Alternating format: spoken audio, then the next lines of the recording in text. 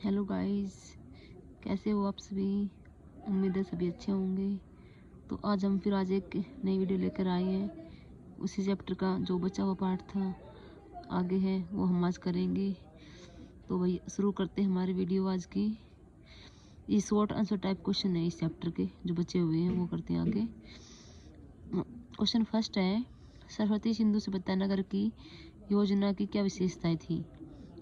भाई इसका आंसर है, सरस्वती सिंधु सभ्यता की नगर योजना को विशेष महत्व दिया जाता था। मुख्य शहर के नगरों को 5-6 खंडों में विभाजित करती थी। मोहनजोदड़ो में मुख्य शहर के 9 से 15 मीटर तक और गलियों की औसत चौड़ाई 3 मीटर थी। कालीबंगा, राखीगढ़वा, मिठाथल की सड़कें भी काफ़ी चौड़ी थी। इसमें यही पूछा था कि जो वहाँ के जो नगर थे ना वो किस पैटर्न से बनाए हुए थे, उसके बारे में बताना। सड़कें कैसी थी, कितने उसको भागों में बांट रखा था, उस सड़कों की चौड़ाई लंबाई कितनी थी। ठीक है, तो हमारा अब आता है नेक्स्ट क्वेश्चन, सरस्वती सिंधु से बता के में लोगों का राजनीतिक जीवन कैसा था। ये कह रहा है कि जो वहाँ के लोग थे उनमें जो राजनीतिक जीवन था वो उनका कैसा था, किस किस चीज़ का वो यूज वगैरह करते थे। तो उसका उत्तर है वही, सरस्वती सिंधु सभ्यता की नगर योजना पात्र परंपरा, उपकरण निर्माण, भाट, माप, मुहूर्त, लिपि आदि कुशल प्रशासन की ओर संकेत करती हैं, परंतु सभ्यता का प्रशासनिक स्वरूप क्या था यह स्पष्ट नहीं है। ठीक है, तो अब देखते हैं हमारा क्वेश्चन नंबर, इसी का जो आगे है वो है, हंटर महोदय के अनुसार यहाँ गणतंत्रात्मक शासन था। सार्वजनिक भवनों और नगरद्रुप का उपयोग संभवतः परिषद के सदस्यों के लिए होता होगा।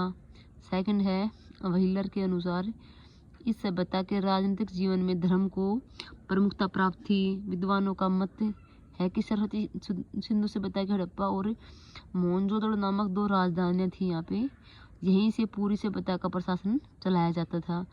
परंतु राखीगढ़ी और धौलावीरा नामक पुरास्थल भी सरस्वती सिंधु सभ्यता के महत्वपूर्ण प्रशासनिक केंद्र रहे होंगे। अब आगे बेटा इसका ये लॉन्ग क्वेश्चन। ठीक है, देखो पहला क्वेश्चन लॉन्ग है ये, सरस्वती सिंधु सभ्यता की आर्थिक संरचना मजबूत क्यों थी, परंतु फिर भी सभ्यता का पतन क्यों हो गया था। कोई 3 फैक्ट बताने हैं। इसमें बताना कि वहाँ की जो कंडीशन थी इकोनॉमिक्स वो अच्छी थी, लेकिन फिर भी जो इस सभ्यता का जो पतन है वो डिक्लाइन है वो क्यों हो गया था। ठीक है ना, तो ये पूरा हम दे रखा बेटा, जो व्यापार था वो देसी सभ्यता उससे भी व्यापार होता था यहाँ से, और ये इसकी आर्थिक कंडीशन मजबूत थी, लेकिन फिर भी कुछ मानवीय कारण थे जिनके कारण जो है इसका पतन हो गया था। देखो इसमें फर्स्ट है प्रशासनिक शिथिलता। सरस्वती सिंधु सभ्यता के अंतिम चरण में प्रशासन शिथिल हो गया था। उनके जो काम करने के तरीके थे ना वो क्या हो गए थे, मतलब वो बिल्कुल ढीले तरीके से काम करने लगे थे वो। ठीक है ना, सड़क जो और गलियाँ थी उन पर कब्जा होने लग गया था, वे कम चौड़ी चौड़ी होने लगी थी। मकान जो है पुराने मिट्टों का प्रयोग करने लग गए थे वो। ठीक है, धीरे धीरे फिर से जो ग्रामीण सभ्यता में बदल गई जो। ठीक है, नेक्स्ट है जलवायु परिवर्तन। जो इसमें कह रहा है कि जो क्लाइमेट जो है वो मेन रही है इसको बदलने में, क्योंकि वहाँ वर्षा कमी हो गई थी, नदियाँ सूखने लगी थी, जिसके कारण भी इन बस्तियों का अंत होने लग गया था। थर्ड है बाढ़ तथा महामारी। बेटा इसमें कह रहा है कि जो बाढ़ और महामारी है इन्होंने भी क्या महत्वपूर्ण रोल अदा किया है इस सभ्यता को पतन की ओर ले जाने में। कह रहा है कि इसमें मोहनजोदड़ो, चहुंदड़ो अथवा भगतराव की खुदाई से बाढ़ के प्रमाण मिले हैं। यह अनुमान लगाया जाता है कि सभ्यता के पतन में बाढ़ की भी भूमिका रही होगी। समय बीतने पर विदेशी व्यापार भी समाप्त हो गया। फलस्वरूप सभ्यता की शहरी का स्वरूप एक ग्रामीण सभ्यता में बदल गया। ठीक है, अब देखो इसका बेटा ये नेक्स्ट क्वेश्चन है, ये बहुत ही इंपॉर्टेंट है, ये हर बार आता है। सरस्वती सिंधु सभ्यता की नगर योजना की प्रमुख विशेषता क्या थी। इसमें ये कह रहा है कि जो वहाँ पे जो नगर बने हुए थे, टाउन बने हुए थे, या इनकी उनको किस तरीके से बना रखा था, कैसी उसमें व्यवस्थाएं थी।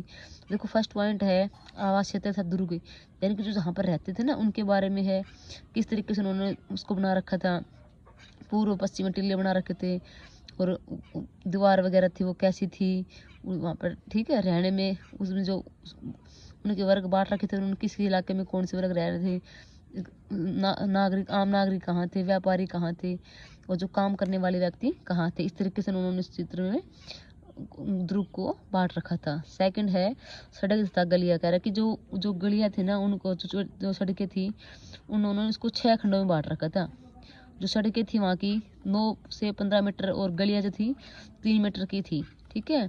और काले बंगारा की गलियों में तो काफ़ी चौड़ी सड़कें थी, कच्ची भी थी, सफाई पर विशेष ध्यान दिया जाता था, कूड़ा करकट डालने के लिए भी वहाँ पे डस्टबिन होता था। थर्ड है जल की निकासी, कह रहा है कि जल की निकासी के लिए पूरे पैटर्न अच्छा था उनका, नलियाँ पक्की बनी हुई थी, ईंटों से उनको ढका जाता था ताकि जो घरों का भी पानी इकट्ठा ना हो, जो पानी है वो वेस्ट पानी जो है ज़्यादा बाहर ना निकले, और जो गंदा पानी है वो इकट्ठा ना हो। इस तरीके से उन्होंने उसका जल निकासी का उन्होंने अपना प्रबंध कर रखा था। अब है आवास था सार्वजनिक भवन, कहने दोनों प्रकार के भवन मिलते थे वहाँ पे, जिसमें 3-3 कमरे भी होते थे, और रसोई घर और उनका स्नान घर भवन के बीच में आंगन होता था।